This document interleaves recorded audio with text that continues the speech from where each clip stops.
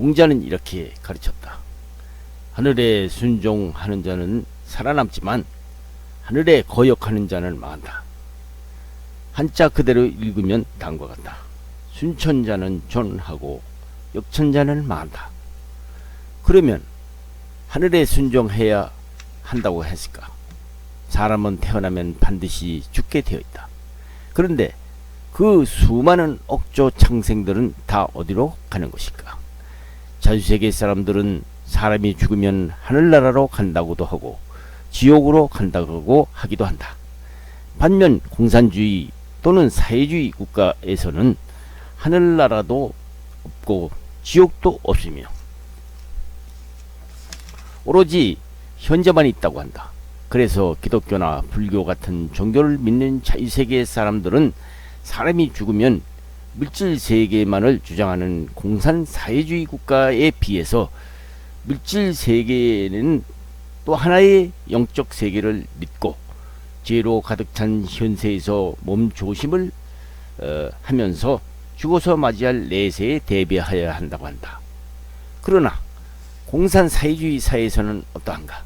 그들은 인간들은 영적 세계라는 것은 없고 오로지 물질만 있는 공산 사회주의 국가는 종교도 내세에 대한 믿음도 없고 오로지 현재만 있다는 것이다.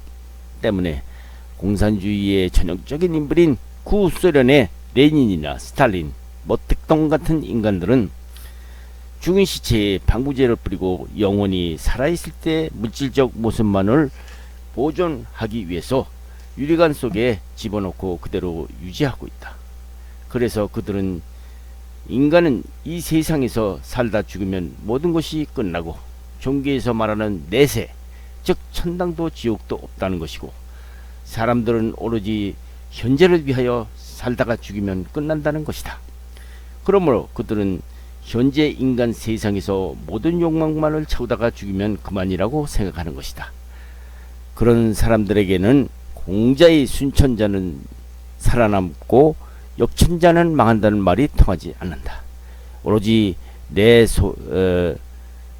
속에서 내어 뱉는 욕망의 포로가 되어서 내 마음속에 욕망의 소리만 들릴 뿐이다. 그렇기 때문에 그 욕망의 소리가 하늘의 소리보다 더 크게 들릴 뿐인 것이다. 최근 2020년 1월 8일 저녁 단행된 검찰 고위직 인사를 두고 국민과 각 언론에서는 그 인사는 순리와 상식을 거스른 인사였다고 이구동성으로 말들 하고 있다.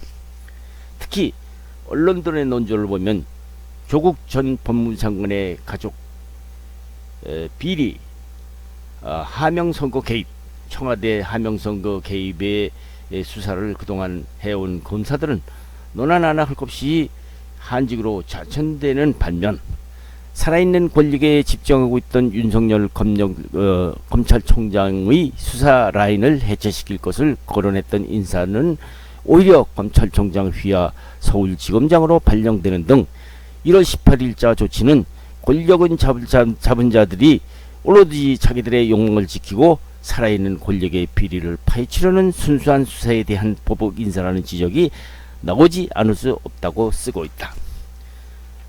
언론은 이러한 노골적인 인사안을 만들어 놓은 법무부 장관이 대검찰청 검찰총장에게 법에 정한 인사협의를 위해서 불과 인사위원회 회부 30분 정도 안 되는 때 대검찰청 검찰청 총장에게 만나자고 통지했다는 것이고, 언론 보도에 의하면 검찰총장 측에서 추미애 법무부 장관이 30분간 여유만 주고 인사안을 내라고 하기 전에 이미 법무부에 검찰 측 의견을 내놓은 상태였기 때문에 대검찰청법에 의한 인사를 앞두고 법무부로부터 인사 예정 발령에 대한 검찰 측의 의견 청취를 있을 것이라고 기대하고 있었으나 아무 소리가 없다가 대검의 의견은 사전에 협의도 없이 발령 직전 30분간의 시간을 주고 법무부에서 대검의 윤석열 총장에게 인사협의를 하자고 연락이 왔다는 것이다.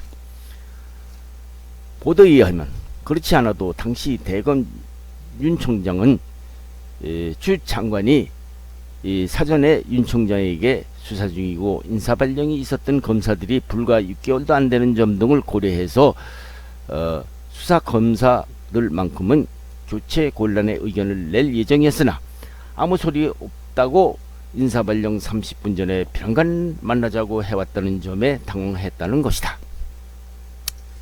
그리하여 차선으로 대검은 법무부에 만나는 장소가 극비를 요하는 인사이므로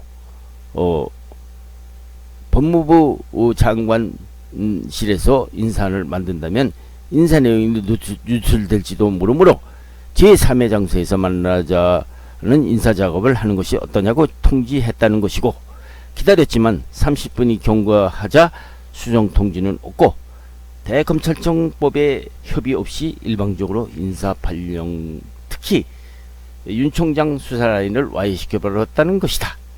이렇게 해놓고 적반하장식으로 한간에서는 30분 내로 법무부 장관실로 나와달라는 장관의 요청을 총장이 무조건 거부하였다고 추장관 직위 같은 장관급 검찰총장을 부하 취급하면서 항명이라는 조선왕조 시대나 있을 법한 말을 붙여서 여론에 퍼뜨리고 있다는 것이다. 특히 이 처사에 대해서 방송 언론에 나온 패널들 말에 의하면은 윤 총장이 무조건 거부한 것 같이 알려진 법무부 측 태도는 사실과 다른 것이 법무부가 검찰 측 인사안을 전적으로 무시하고 시행했으면서 대검이 법무부가 발령 30분 전까지 그것도 법무부 산하 별관에서 인사안을 협의하자고 수정 제안을 무시하고 발령해놓고 검찰총장에게 말도 안 되는 항명인이 무조건 협의 거부니 하는 것은 해도 너무 잘못됐다는 것이다. 그렇다.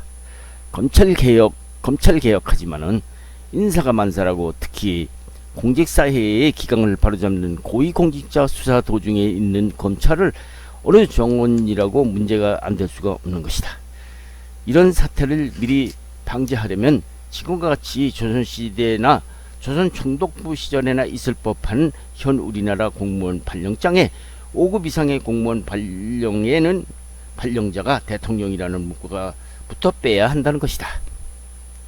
대통령은 장관이나 장관급 관청에 장관 발령만 하고, 장관이나 장관급 발령받은 자는 장관이나 장관급 청장에게 모든 권한을 대통령이 위임시켜야 하지 않겠는가 하는 것이다.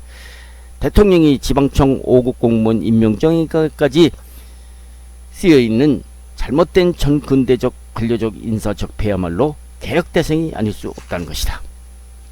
인사가 만사라고 자기가 데리고 있는 부하의 성격이나 업무 수행 능력을 구중궁궐이나 장관실에 앉아있는 사람들이 어떻게 파악할 것이며 이들을 지휘 통제가 가능할까? 그러므로 이번 사태를 봐 정부는 검찰개혁을 부르짖기 전에 인사가 만사라고 인사개혁부터 더 우선해야 할 것인 두말할 나위가 없다. 그런데 왜 우리는 불과 30분이라는 시간에 촉박하게 이런 인사 참사를 불러와 세상이 떠들썩하게 하고 있을까?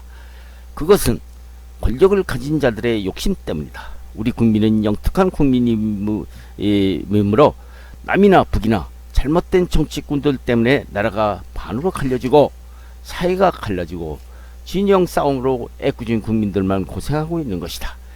오늘의 정치인들은 구한말 동학난이라고 부르는 농민들의 함성이 누구를 위한 함성으로 들리는지 생각해 본 일이 있는가? 지금 우리는 구한말도 아니고 현대이다. 우리 국민들은 미정자들의 그러한 태도에도 이 땅에서 영원히 살아남아야 할 권리가 있다. 지금은 조선왕조 시대가 아니다.